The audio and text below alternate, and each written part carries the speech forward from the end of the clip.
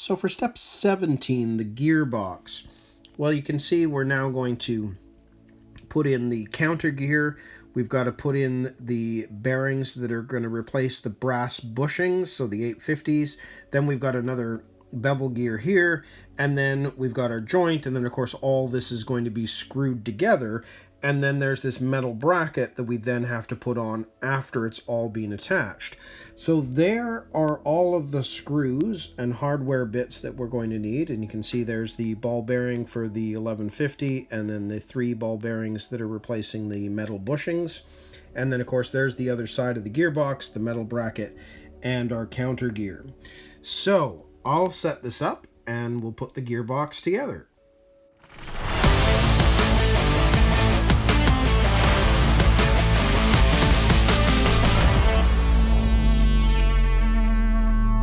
So in order to put the gearbox together, we're going to work on the bevel gear first, because the counter gear goes over top of all of this and it's going to end up covering that up.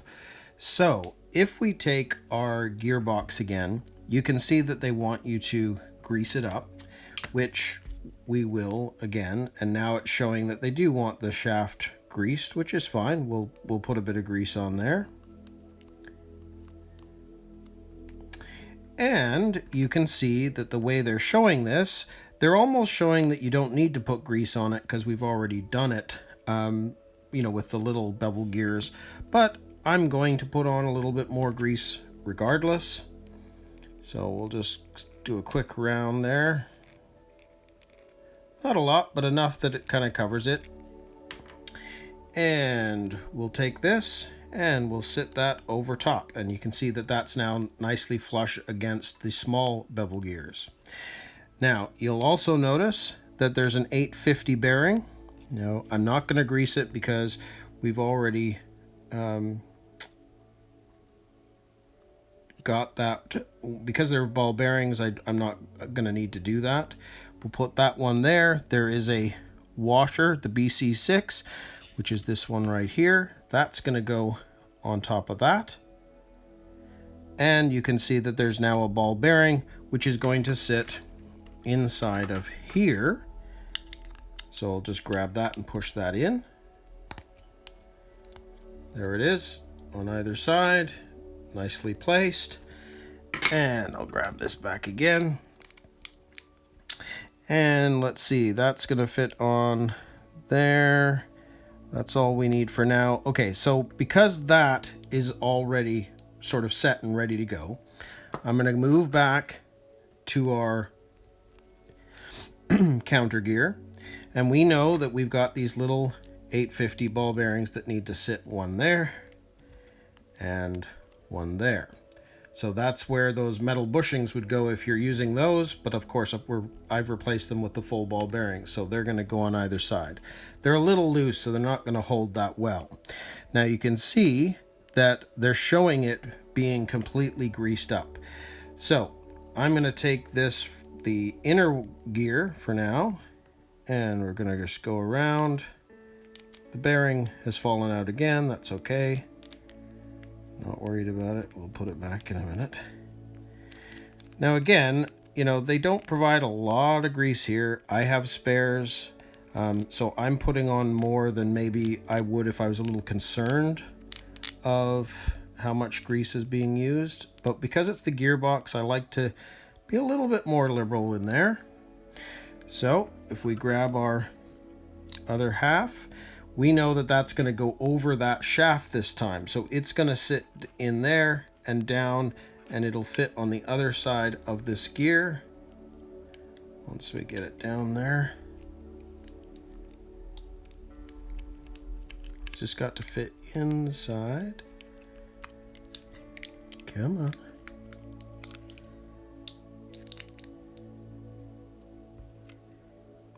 If it will fit.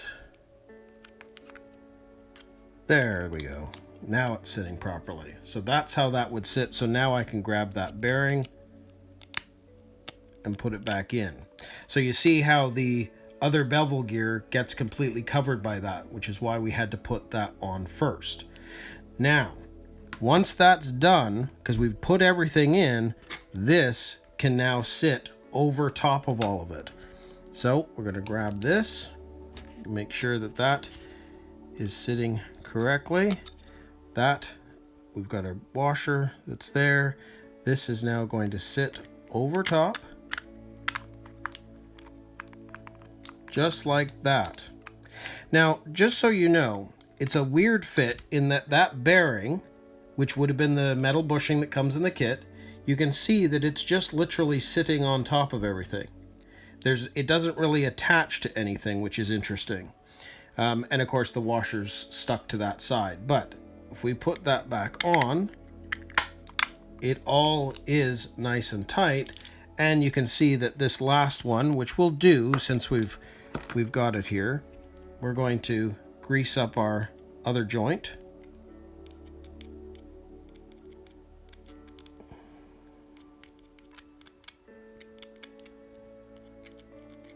Just like that.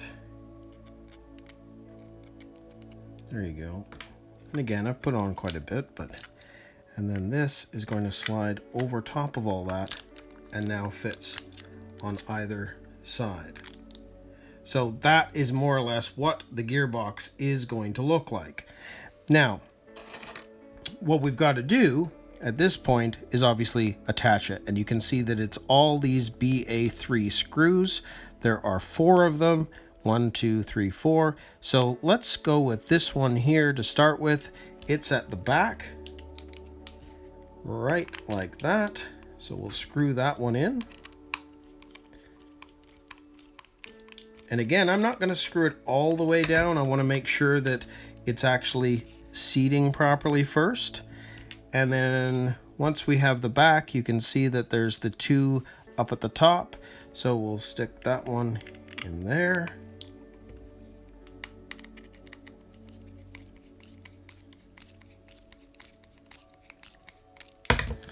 And then we have another one. It's going to be there, which is that spot right there.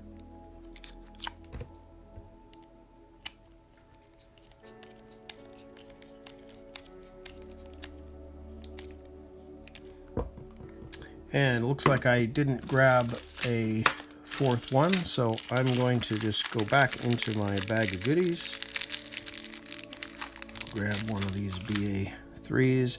I do like to make just a quick check. It's a tapping screw. It's the right length. Perfect. And now we're going to go for the one that was underneath at the front. So this one here. So same thing. Let's get that in there.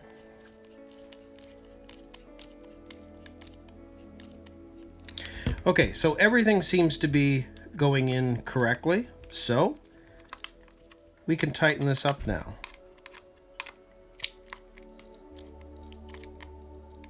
So I'm just going to go kind of the same idea as what I've said before, where if I was doing this as like changing a tire, I'm kind of going from side to side across wherever the screws are going in so that I'm not finding that anything is binding.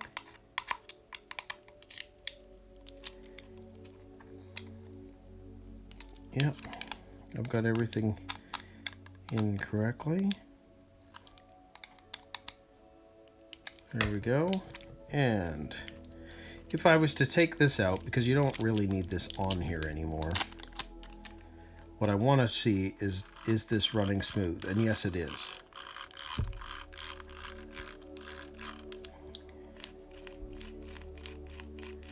Great. So there is our Fast Attack gearbox complete. So the only thing left to do is we need to now attach this bracket. And you can see that the way they're showing it, this is going to be turned upside down basically. And you can see that there's this spot right here for the bracket. And if you look at the bracket itself, you can see that the lip is up and then over. So we know that it sits that way. And it's going to sit like that on the bracket and rest against this piece right here that's on the plastic. So if we look at the way this is going to go, the BA1 screw is coming in from this side. So we'll screw this in a bit.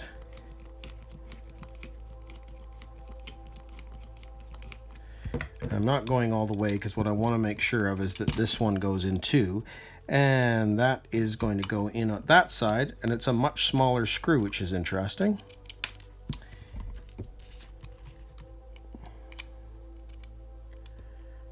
If I can get the alignment right. There we go. And grab our screwdriver. Okay.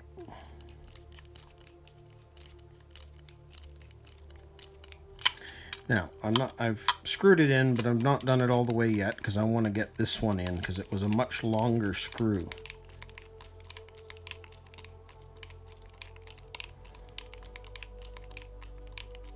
And it's not a tapping screw, which is why it also takes a little longer to screw in. It's a much finer thread.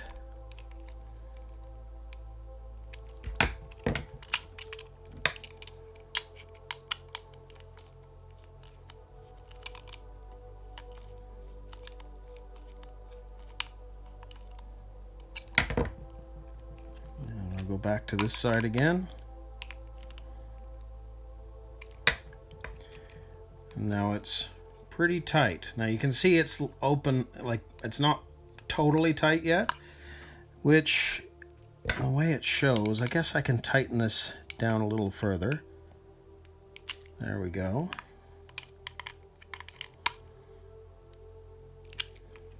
One more try at the side. It's fine. So there we go. It's still movable, but I think that's because when we go to install it on the chassis, this may need to adjust a little bit depending on how the fit is. So that is how it's supposed to look. Very, very cool.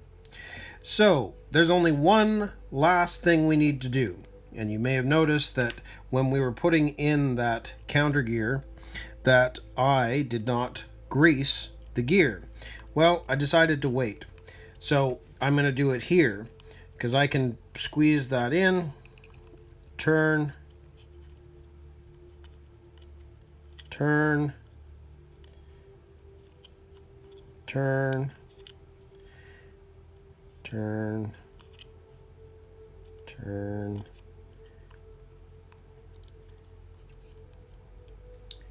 and turn because I can see that it's already working that way. So you can see how that's going to go. But the truth of the matter is, even though I've put some on now, I usually will wait until I'm at the step where I want to put in the motor and then grease up the pinion. But I mean, I can see that it's all in there now, and I can obviously add more in certain spots if I want to. But it was easier, to my mind, to do that when the whole thing was done than do it while we were trying to fiddle with the gears and making sure that they're all sitting in here properly. I've done that with frog gearboxes as well, just because it's a bit finicky trying to put all the pieces together sometimes. So I'm happy with that. So our gearbox is complete. So step 17 is done. So we're going to move on to step 18 and attach the gearbox.